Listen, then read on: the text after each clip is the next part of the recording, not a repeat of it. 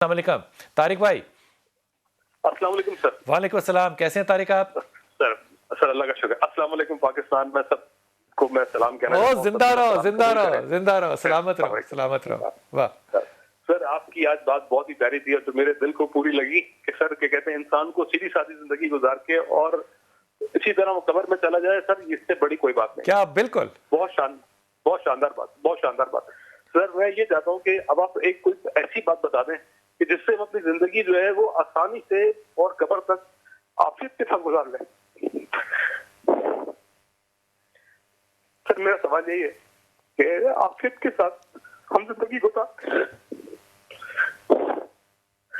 कोई बात ऐसी बता दें।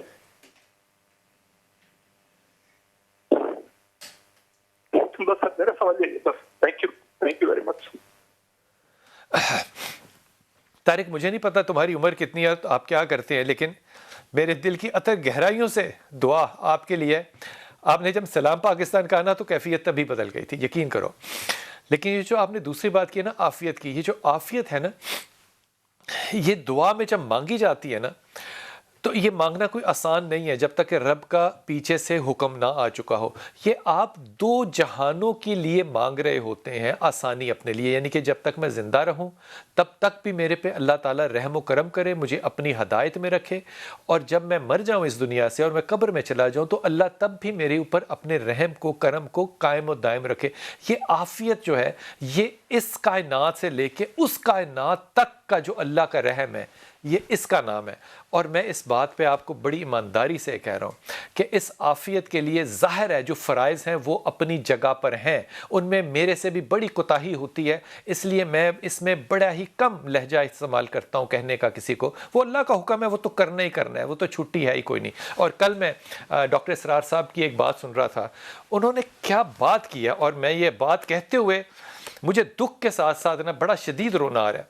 उन्होंने कहा अल्लाह ताला उनकी करवट को रहमतों से भर दे। डॉक्टर इसरार साहब कहते हैं कि अगर सुबह तुम लेटे हो रज़ाई में, चादर में, बिस्तर पे, और तुम्हें हया सलाह हया फलाह की आवाज़ आई और तुमने करवट ली तो तुमने शिरक किया। अब देखो इस शिरक का कहीं जिक्र नहीं है, और ये डॉक्टर साहब ने कहा ये कहते शिरक है।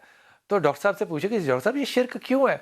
कहा अल्लाह ये कह रहा है, तुम अल्लाह की नहीं मान रहे, शैतान की मान रहे हो, तो शिरक है कि नहीं है?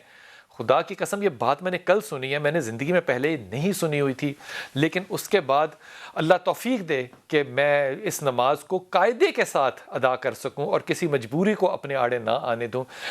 ये करनी है इबादत तारिक, लेकिन सबसे ज़्यादा अहम काम जो है ना वो सीरत नबी सल्लल्लाहु अलैहि वसल्लम, सीरत नबी पे चलना है। और सीरत नबी में जो सबसे अहम काम अल्लाह ने अपनी हदीस, जिसे हदीस कुदसी कहते हैं, इबादत के बाद जो कहा, वो पता है क्या है? अब इस बात को कि वो क्या है इससे पहले एक जुमला कह दूं, नबी के पास वो कौन से 3 दिन मुसलसल गुजरे हैं? अम्मा आयशा बताएं ना हमें कि जब कहा हो कि हमारा चूल्हा जला।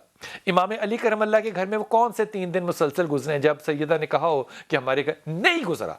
लेकिन इसके बावजूद जब मांगने वाली आती है तो मेरी माँ सैयदा आयशा के पास एक भी खजूर होती है तो वो उसको तोड़ के दे देती है और अपने लिए नहीं रखती। और जब मुलाजमा पूछती है कि रोज़े के लिए आपके पास तो नहीं है, तो कहा कि तुम मुझे तब याद दिला देती, याद नहीं था कि मेरे पास नहीं है।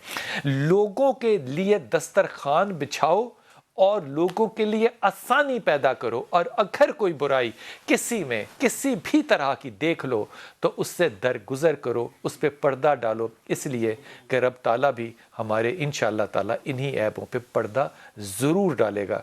दिल की हालत बदल दी तारिक तुमने।